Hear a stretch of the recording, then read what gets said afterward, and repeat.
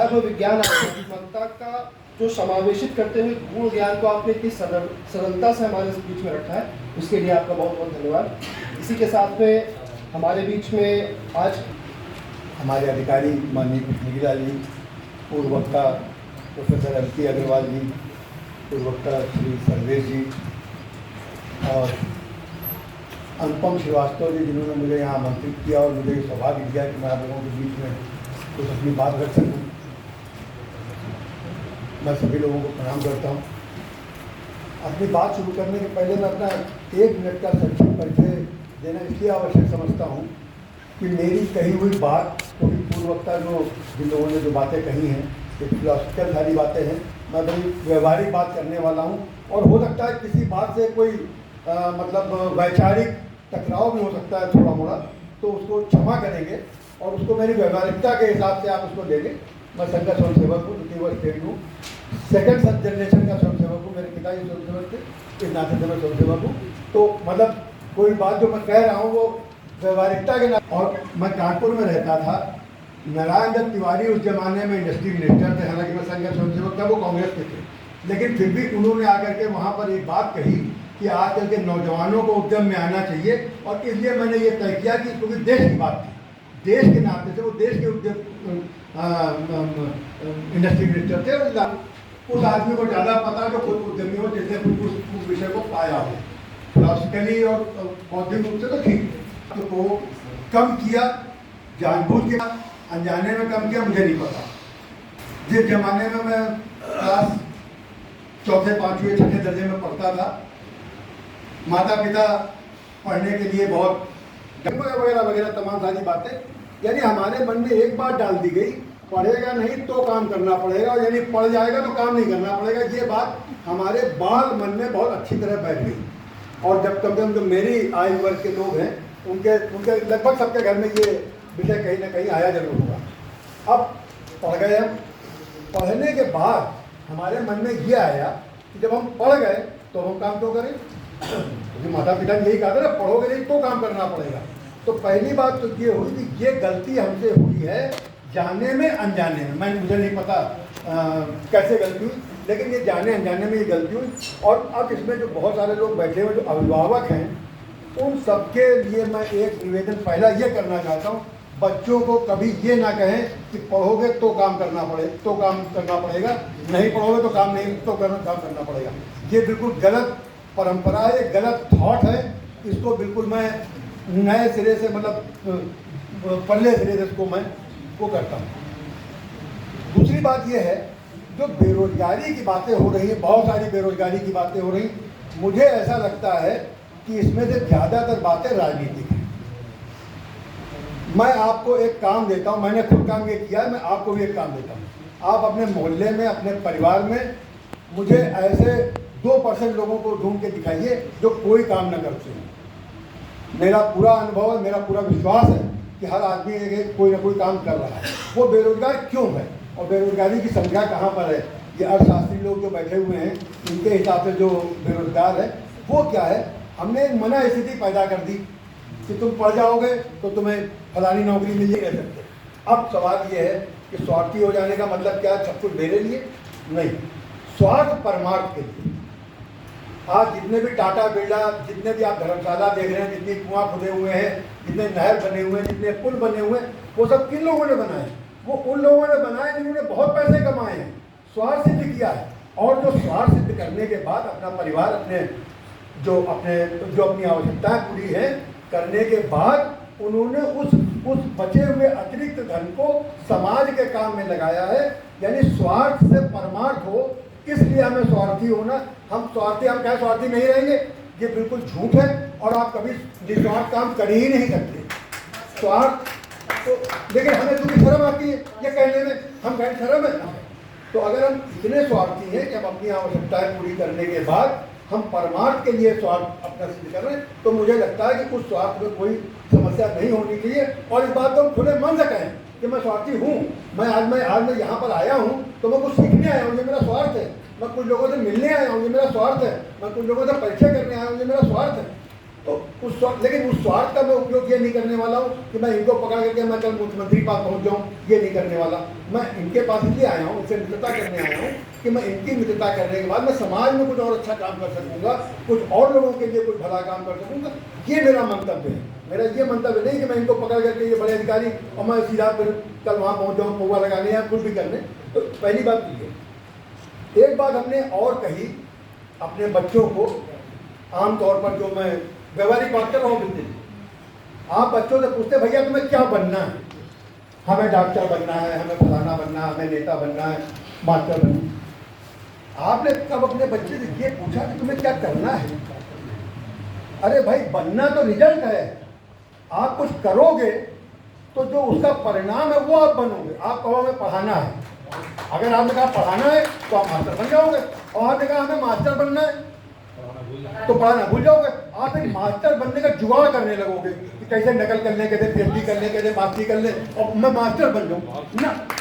आपको क्या करना है? आपको बनना नहीं है, आपको करना है। और काम करने से कार्य की सिद्धि है। अगर मैं सेवा करूँगा तो मैं सेवक बनूंगा। मुझे सेवक बनना है, इसके लिए मुझे कुछ चोला ओढ़ना पड़ेगा, मुझे कुछ नकली बाल लगाने पड़ेंगे, कुछ बड़े बाल कराने पड़ेंगे, कुछ पीले रंग के वस्त्र पहनने पड़ेंगे ना। हमें सेवा करनी है। तो पहली बात तो ये, हम अपने बच्चों को ये पूछना बंद करें तुम्हें क्या बनना है। उसको ये जानने की उसकी रुचि क्या है। जो उसकी रुचि है वो उसको करने दें। अच्छा, काम कोई छोटा नहीं है।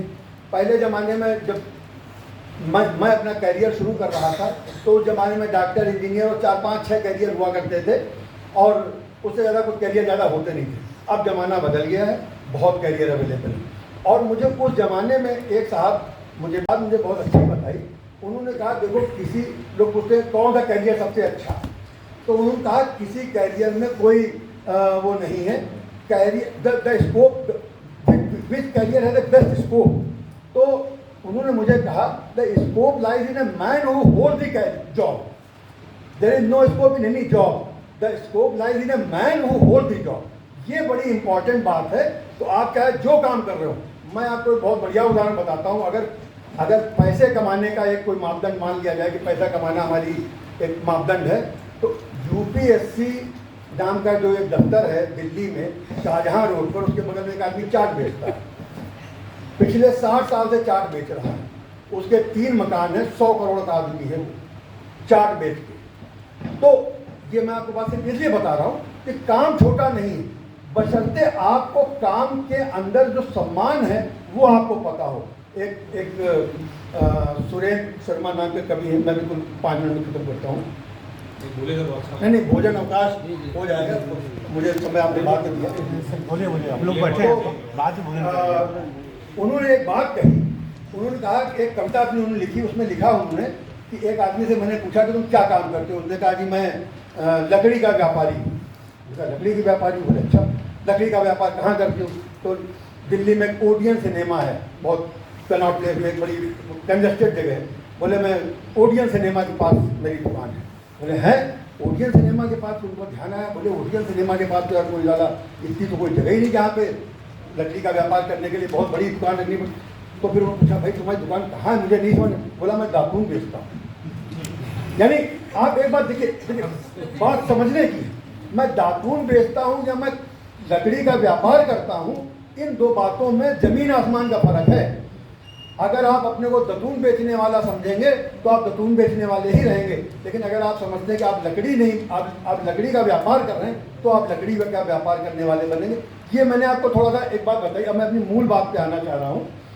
मूल बात मेरी ये है कि उद्यम क्यों करें। एक बात जिसके बारे में सब लोगों ने बहुत चर्चा हो रही है और बहुत सारा ये हो रहा है, उसमें एक बात जो कही जा रही, नौकरी सबको मिल नहीं सकती इसलिए उद्यम करें। ये बड़ा निगेटिव शब्द है और मैं इसका बिल्कुल खुल के विरोध करता हूँ। जो आदमी इसलिए उद्यम करेगा कि उसको नौकरी नहीं मिली, उसका उद्यम सफल हो ही नहीं सकता, क्योंकि he is coming with the mindset कि हमें नौकरी मिली नहीं इसलिए मैं उद्यम करने आ गया। अरे भैया, जब तुम इतने लायक नहीं हो कि तुम नौकरी नहीं कर पाए, तुम तो पहली बात तो ये है कि ये निगेटिविटी के साथ डू नॉट स्टार्ट ए उद्यम। अगर कोई आदमी ये कह रहा मुझे नौकरी नहीं मिली इसलिए मैं उद्यम करूँ, आप उसको मना कर दीजिए कि भैया तुम छोटी नौकरी करो, तुम जूते साफ करो, उद्यम मत करना। अगर आपको उद्यम करना है तो पहले तो आपको अपने सेल्फ प्राइड चाहिए। कि मैं उद्यम करने जा रहा हूँ और मैं उन लोगों की श्रेणी में जा रहा हूँ जो बहुत देश के सम्मानित लोग हैं, जिन्होंने देश की बहुत सेवा की है।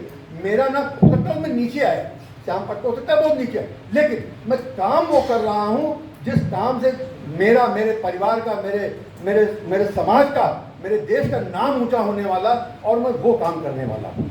तो इसलिए मेरा बहुत आपसे हाथ जोड़ के निवेदन है कि जो लोग ये समझते हैं कि नौकरी सरकार दे नहीं सकती इसलिए हम उद्यम कर लें, या हमको नौकरी मिली नहीं इसलिए उद्यम कर लें, भैया बिल्कुल उद्यम मत करना, 100% फेल हो जाएगा, मैं गारंटी देता हूँ आज। और जितने भी ये जो आपको 74,000 स्टार्टअप और ये सारी बातें बताई जा रही हैं, इसमें आप मान के चलिए 20% सक्सेसफुल है, 80% फेल हैं।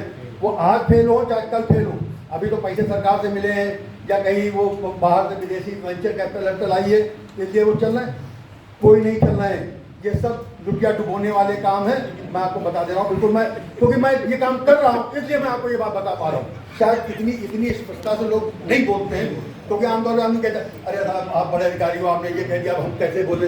तो मैं इतनी हिम्मत इसलिए कर रहा हूँ क्योंकि मैं सोचता हूँ कि सत्य बात को सामने लाना भी अपने आप में बहुत बड़ी ड्यूटी, और मैं संघ का स्वयंसेवक है, मैं सोचता हूँ मुझे सत्य बोलना और सत्य बात कहने में कोई शर्म अगर है तो फिर मेरा संघ का स्वयंसेवक होना बेकार है। अब मैं अगली बात जो मैं आपको कहने जा रहा हूँ वो ये है कि जब आप उद्यम करने चलें तो आपको दो चीज़ें देखनी है बड़ी इंपॉर्टेंट। एक तो ये है कि आपकी एकेडमिक क्वालिफिकेशन वगैरह कैसी क्या है, ताकि क्या बात समझ सकते हैं, किस लेवल का काम कर सकते हैं। उससे ज़्यादा इंपॉर्टेंट बात है आपकी रुचि। और रुचि में तो क्या होता है, ग्लैमर होता है कि भाई वो फलाने को फलाने ने ये काम किया, बड़ा हो गया इसलिए मैं ये काम कर रहा हूँ। तो ये जो बात है इसको रुचि मत मानिए। तो रुचि मानने के लिए भाई साहब जो कह रहे हैं अगला सत्र और 3-4 मिनट में मैं बस अपनी बात खत्म करूँगा, आपको ज़्यादा भोजन के लिए रोकूंगा नहीं। तो हाँ, तो इसमें जो इम्पोर्टेंट बात है वो अपनी रुचि की। अच्छा, अब रुचि कैसे पता लगे? तो ग्लैमर तो पता लग जाता है, भाई फलाने ने पैसे कमा लिए, फलाना बड़ी कार में घूम रहा, फलाने के वगैरह वगैरह जो भी आपके पैरामीटर। रुचि पता कैसे लगे? इसके लिए एक जो बहुत मतलब एक बेसिक जो कहती है बिल्कुल बेसिक पैरामीटर है वो ये है, अगर कोई काम आप बिना दिमाग पे जोर लगाए गाना गाते हुए कर सकते हैं, इसका मतलब उस काम में आपकी रुचि है। जिस काम में आपको दिमाग लगाना पड़ रहा है, अड़ना पड़ रहा है, गणित लगाने में घुसे पड़े हैं एकदम, सुबह शाम तक मेडिसिन ढूंढ रहे हैं, फलान, आपकी रुचि नहीं है। जिस काम में आपकी रुचि है वो काम आप गाना गाते हुए सहज रूप में आप कर पाते हैं। ये रुचि का पहला मतलब एक मापदंड कह लीजिए, जो भी कह लीजिए उसको, पहली पहचान। तो पहले तो आप ये देखिएगा कि रुचि क्या है। अच्छा, रुचि के लिए अब बहुत सारे टेस्ट वेस्ट आ गए हैं, साइकोमेट्रिक टेस्ट आ गए, और मेरे पास कुछ, मैं उन पर काम करता हूँ, चूँकि मैं उद्यमी हूँ, मैं काम करता हूँ, तो मैं ये चाहता हूँ कि अगर मुझे अवसर दिया जाए तो मैं वो जो टेक्निकली जो रुचि देखने का वो है वो मैं आपको फ्री में उसकी सुविधा मैं प्रदान कर सकता हूँ। तीसरी बात जो है, जो अगली बात मैं जो कहना चाह रहा हूँ वो ये है कि जो जितने भी आप एंटरप्रेन्योरशिप की और जो उद्यमियों की बातें सुन रहे हैं वो ज़्यादातर आईटी की बातें होती हैं। फलाने ने आईटी कर लिया, फलाने ने आईटी कर लिया, ये कर लिया, वो ऐसा नहीं है। उद्यमों की जो संभावनाएं हैं वो आईटी के अलावा भी नॉन आईटी में बहुत है। और मैं आपको एक बहुत छोटा सा उदाहरण बताता हूँ, बहुत छोटा सा उदाहरण। हर आदमी आजकल मोबाइल इस्तेमाल कर रहा है, हर आदमी घर में कुछ ना कुछ टेलीफोन और क्या नाम है कंप्यूटर पड़े हुए हैं। इनको डिस्पोज आप कहाँ करें, ये बहुत बड़ी समस्या है और हम समाज का नुकसान कर रहे हैं। हम तो 4 मोबाइल खरीद लाए और उठा के फेंक दिया कूड़े में, वो डिस्पोज आप होते नहीं, वो नुकसान करते हैं, पर्यावरण को नुकसान करते हैं। इनको इकट्ठा करने का काम अपने आप में एक उद्यम है। इसकी फैक्ट्री लगाने वाला एक आदमी, मैं उसका उदाहरण दे सकता हूँ, उसने हरिद्वार में लगाई है और वो 100 करोड़ आदमी है।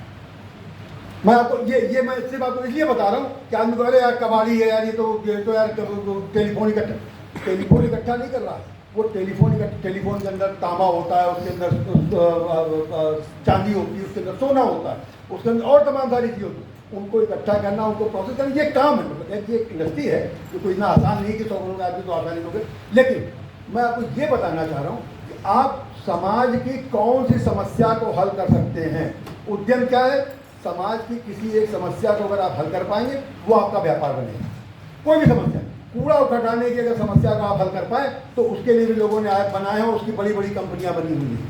तो उद्यम का उसके लिए कोई बहुत बड़ा कोई टेक्नोक्रेट होना, कोई बीटेक फीटेक होना, ये फलाना दिमाग का कोई जरूरी नहीं है। बहुत अच्छी बात है, उसके कोई मतलब वो नहीं है कि निगेटिव, लेकिन आपको केवल निगाह रखनी है कि किन चीज़ों पर उद्यम करें। मैं एक केवल उदाहरण देकर अपनी बात खत्म करता हूँ। मैं स्किल डेवलपमेंट का काम करता हूँ। मैं जब 7 साल का हो गया तो मैंने मेरी सॉफ्टवेयर की कंपनी में 25 साल सॉफ्टवेयर की कंपनी चलाई, बहुत बढ़िया चलाई। 40 लोग थे, 60-70 करोड़ का टर्नओवर करता था, सब कुछ बढ़िया। 7 साल का हुआ, मैंने ये तय किया कि मैं वानप्रस्थी कार्यकर्ता की तरह काम करूँगा और मैंने एक सोशल एंटरप्रेन्योरशिप का काम शुरू किया, उद्यम चलाने, मतलब स्किल डेवलपमेंट का। उस स्किल डेवलपमेंट में मैंने निगाह रखी।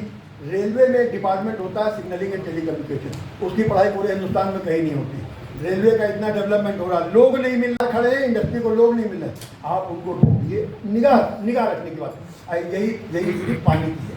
पानी पीने का जो पानी है, हर घर में दूषित पानी आ रहा है, हर घर में आरओ लगा हुआ है।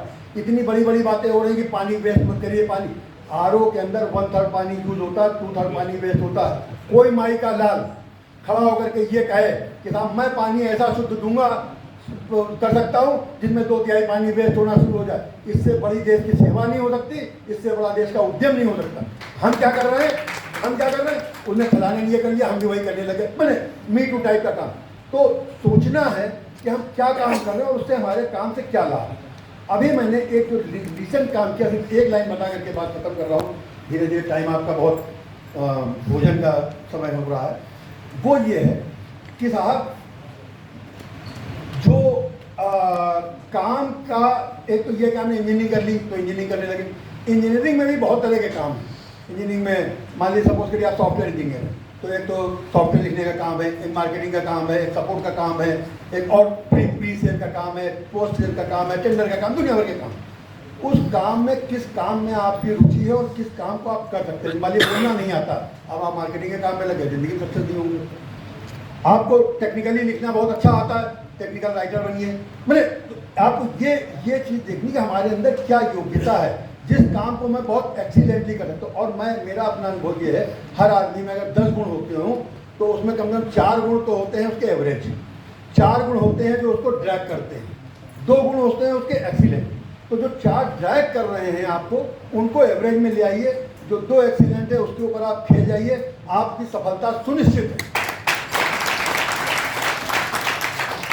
और आप जिंदगी में कभी काम करके नहीं थकते, आप थकते उस काम से जो काम बोझिल लगता है, ये हमेशा ध्यान रखिएगा। जब आपको लगेगा कि यार ये काम भारी हो गया, पिताजी ने कोई काम बता दिया, सब्जी ले आओ, मन नहीं है, थक जाओगे, तुरंत बाजार जाते और उन्होंने कह दिया दूर चला आइसक्रीम खरीद के ले आना, तो साला 4 किलोमीटर दूर भी होगा ना, तो दंड से चले जाएंगे, तो दंड से खरीद के ले आए।